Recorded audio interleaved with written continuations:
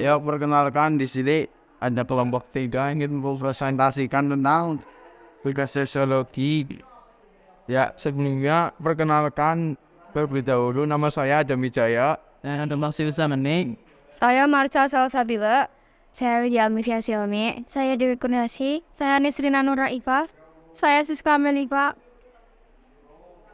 Di sini selanjutnya materi akan disampaikan oleh Widya.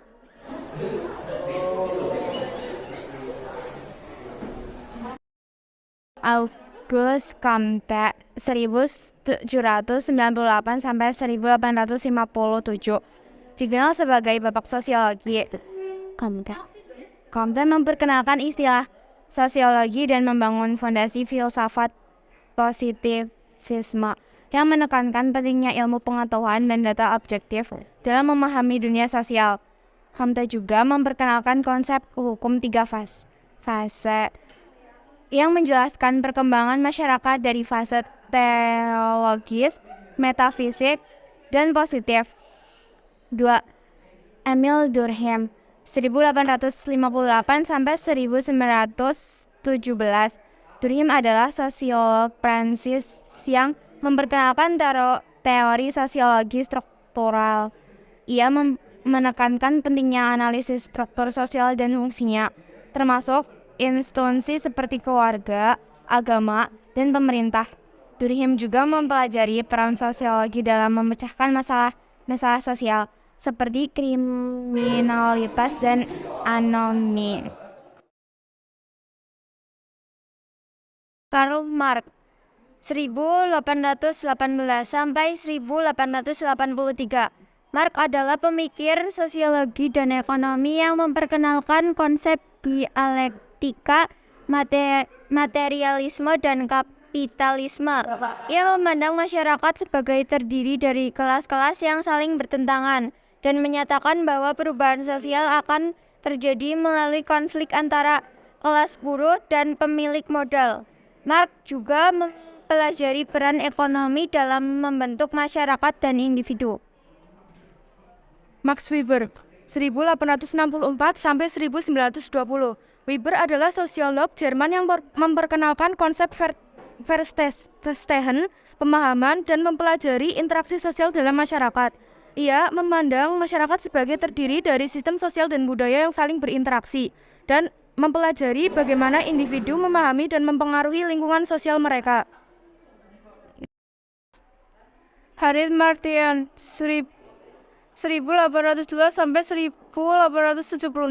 Martian adalah sosiologi wanita pertama yang mempelajari peran perempuan dalam masyarakat dan memperjuangkan hak-hak perempuan. Dia mempelajari topik-topik seperti pemerintah, ekonomi, dan agama, dan membuat kontribusi penting dalam pemikiran feminis.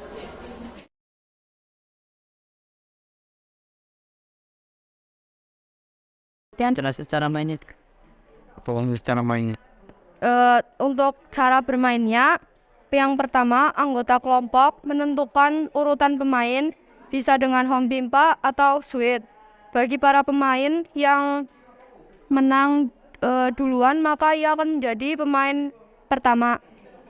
Kedua, setelah menentukan urutan, pemain mulai melemparkan dadu. Ketiga, lalu gerakan pion sesuai dengan hasil dadu yang dilemparkan. Keempat, pemain yang mendapatkan posisi di daerah permainan yang berisi angka, maka pemain tersebut akan mendapatkan kartu yang berwarna merah. Sedangkan jika pemain mendapatkan posisi di daerah permainan zong, maka pemain tersebut mendapat kartu berwarna coklat.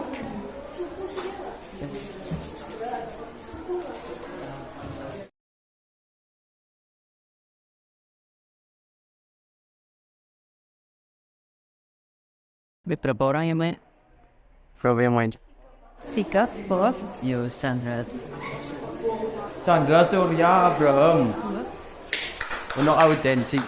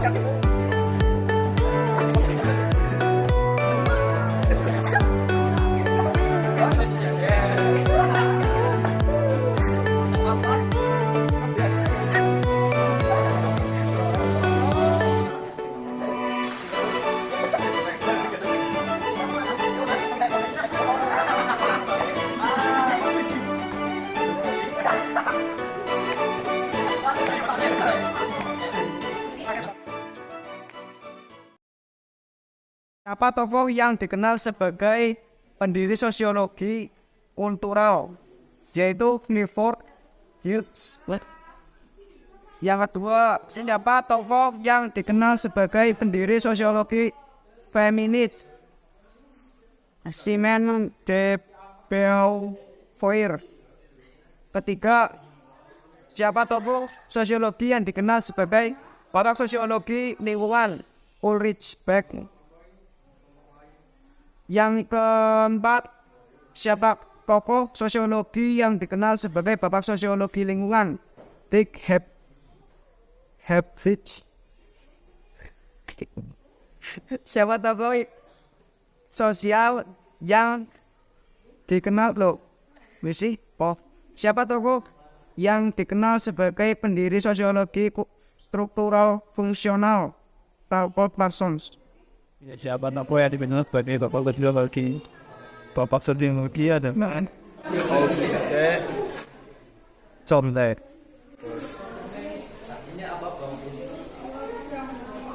Pertanyaan kedua, siapa tokoh yang dikenal sebagai pendiri tokoh kritis? Pendiri sosiologi kritis adalah Jürgen Habermas, dikenal sebagai pendiri sosiologi kritis.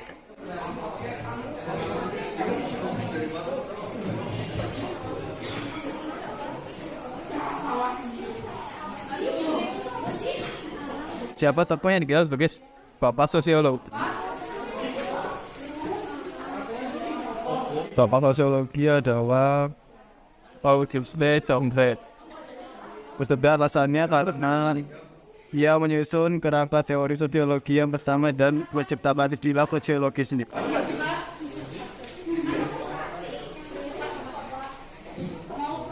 Siapa tokoh yang dikenal sebagai pendiri sosiologi mediasi? Irving Goffman. Sosiologi yang dikenal sebagai bapak sosiologi globalisasi, yaitu Anthony Giddens. Yang kedua, siapa tokoh utama dalam sosiologi klasik? Auguste Comte, Emile Durkheim, dan Karl Marx. Siapakah Karl Marx dalam ilmu sosiologi? Pemikir sosiologi dan ekonomi yang memperkenalkan konsep dialektika, materialisme, dan kapitalisme.